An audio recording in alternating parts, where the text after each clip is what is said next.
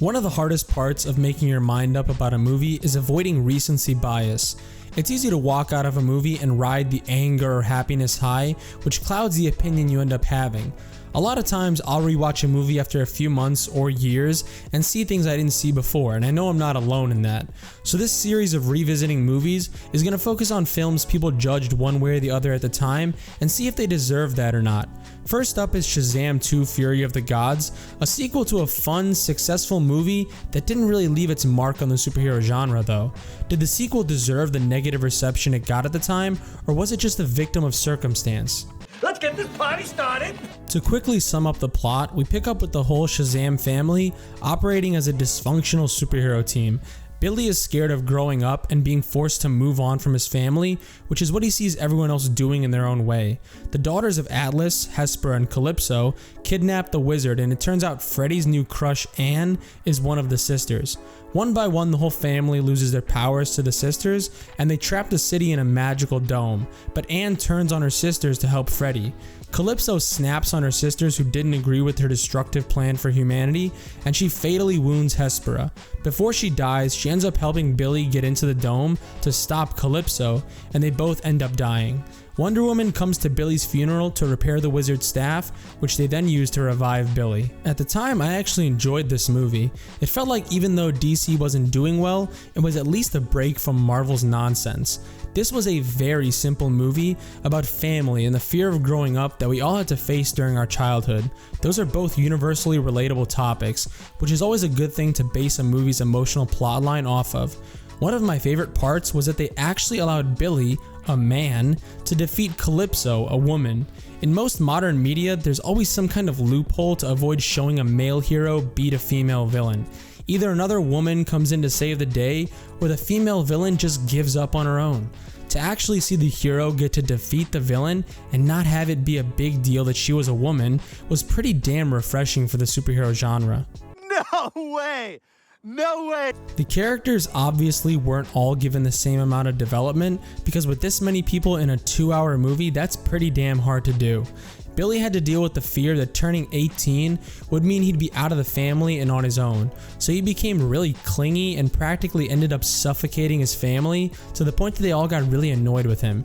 Mary tried to help him understand that's just how growing up is, but it wasn't really until he told his foster parents what he was afraid of that they told him they had no plans to give him up just because he was 18, since he was a part of the family now.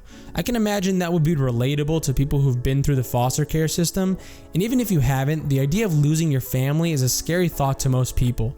Just the idea of things changing when you grow up is a fact that we've all had to confront at certain points in our lives. Freddy's arc wasn't really that deep.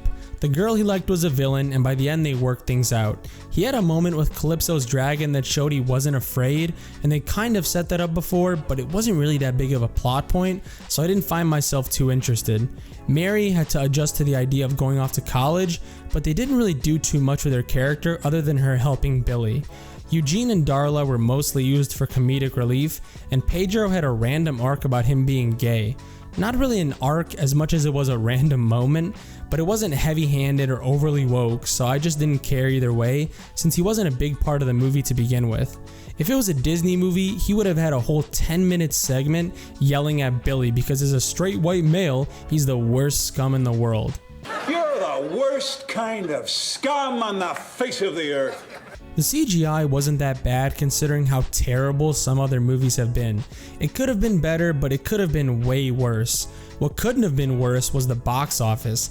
It made $133 million on a budget of about $125 million.